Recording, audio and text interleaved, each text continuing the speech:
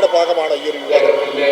സംഘപരിവാറിന്റെ അജണ്ടയുടെ ഭാഗമാണെന്ന് എനിക്ക് തീർത്ത് പറയാൻ കഴിയില്ല. ആയിരുന്നിരിക്കാം. കാരണം ചില കാര്യങ്ങൾ ബന്ധിപ്പിച്ച് നോക്കുമ്പോൾ ആ ഒരു കൺക്ലൂഷൻ ചിലപ്പോൾ എത്തേണ്ടി വരും.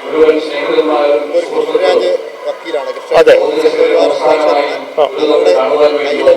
മാറിക്കൊണ്ട് അവർക്കൊപ്പം നിൽക്കുന്നതിന്റെ ഭാഗമായിട്ടാണ് മാത്രമല്ല മക്കളെല്ലാവരും നിലപാട് സ്വീകരിക്കുമ്പോൾ ഒരാൾ മാത്രമാണ് ഇതിനെതിരായിട്ട് നിൽക്കുന്നത്. അതെ, എങ്ങനെയാണ് നോക്കുന്നത്?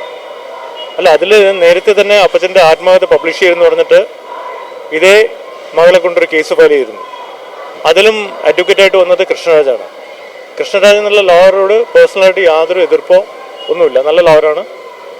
അദ്ദേഹമാണ് മറ്റേ കുമ്മനം രാജശേഖരൻ്റെ ലോയറായിട്ട് പല കേസുകളിലും വന്നിട്ടുള്ളത്. സ്വപ്ന സുരേഷിൻ്റെ ലോയറായിട്ട് വന്നിട്ടുള്ളത്. ഇപ്പോൾ ഈ മകളുടെ കേസും അവർ ഫയൽ ചെയ്തിരിക്കുന്നതാണ്.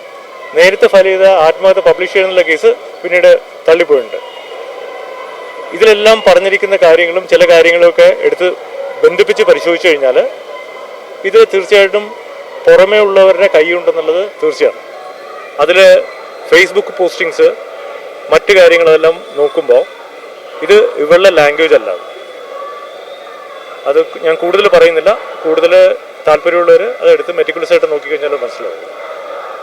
ഈ ലോറൻസ് സഖാവ് ജീവിച്ചിരിക്കുമ്പോഴും അദ്ദേഹത്തെ മാനസികമായി ഒരുപാട് ബുദ്ധിമുട്ടിച്ചിട്ടുണ്ട്. ആശായി മരിച്ചതിന് ശേഷവും അദ്ദേഹത്തെ സ്വസ്ഥമായി അല്ലെങ്കിൽ സമാധാനപരമായി കാര്യങ്ങൾ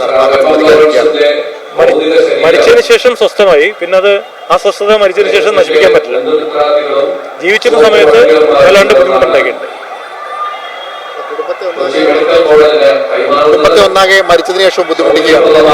അതിനുള്ള ശ്രമം നടക്കണ്ടാവും. അങ്ങനെ തന്നെ തോന്നുന്നു.